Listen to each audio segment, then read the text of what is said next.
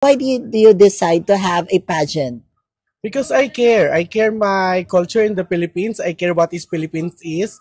And I'm proud because pag nanalo ka sa Raha, represent mo yung Philippines. So, pag tinanong ng mga international na tao, na mga press na what is Philippines, so, meron tayong mabibigay sa kanila, madideliver sa kanila na magaganda about sa Philippines. Kasi ang Raha is nagpo-focus siya sa tourism, culture, diversity, and also what is Philippines. Kamusta?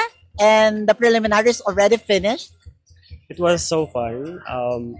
It's actually very exciting to be here since nag-travel pa po kami from Lapu-Lapu. And I'm just really grateful to meet all of the candidates and I was really enjoying it. What about you, Paranaque? You won the second runner-up for Mr. Glam. That is already a good hint, isn't it? Yes, it is.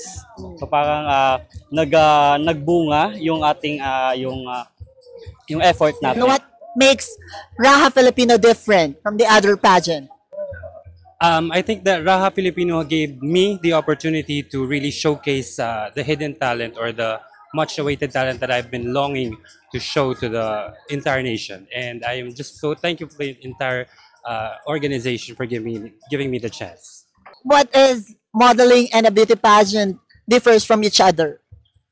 In modeling, it's more of a straightforward way of and sa pageantry, first time ko to sa national. And in my experience, very enjoyable. Came all the way from Pangasinan, isn't it? Yes po. Kamusta ang biyahe and ang laban for our Raha Filipino 2025? Enjoy lang, nag-enjoy din. Very grateful na nakasali ako sa Raha Filipino. That's it.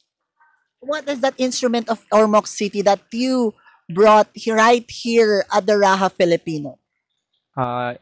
Yung instrument na dinala ko dito sa Raha Filipino po is pagiging confident po. Especially of taking ang opportunities or yung mga event like this po. Syempre yung mga Ormocanon po is yung mga very confident po, especially of conquering mga opportunities and mga problems po.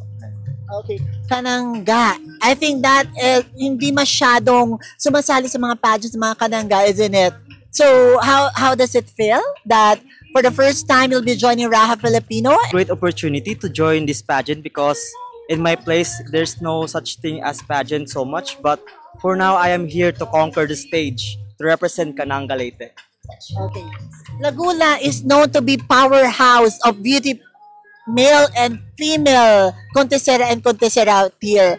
What is your expectation now that you're joining Raha Filipino? I just doing my best lang and syempre no pressure sa akin kasi iba-iba naman tayo ng mga skills and talents. So kung ano lang yung sarili ko ipapakilala ko sa buong Pilipinas at sa mga nanonood dyan, I will serve an inspiration para rin sa mga dyan, yung mga nakakaranas ng mga problema. So sumali lang kayo ng sumali, maiiwasan nyo rin at makakalimutan nyo rin yan. You won a local pageant there and now competing for this national. What is your expectation? Magpe-perform lang po ako ng maayos and I will give my best po. Kahit ano pong mangyari, alam kong hindi ako nagkulang sa preparation at win or lose, masaya po ako anong mangyari dito.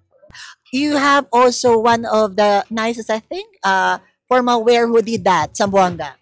Well, it is actually my friend from Cebu City, a local designer from Cebu, Alan Soko. Basically, his shop is called Valeriano by Alan Soko. I really love it and I feel so confident. Thank you very much, Alan, for lending me this beautiful outfit.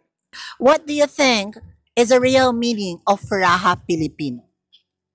For me, the real meaning of being Raha Filipino is love your country, love your culture, promote the tradition na kinalakihan natin. Huwag nating kalimutan yung mga bagay na bumuo sa pagkatao nating mga Pilipino.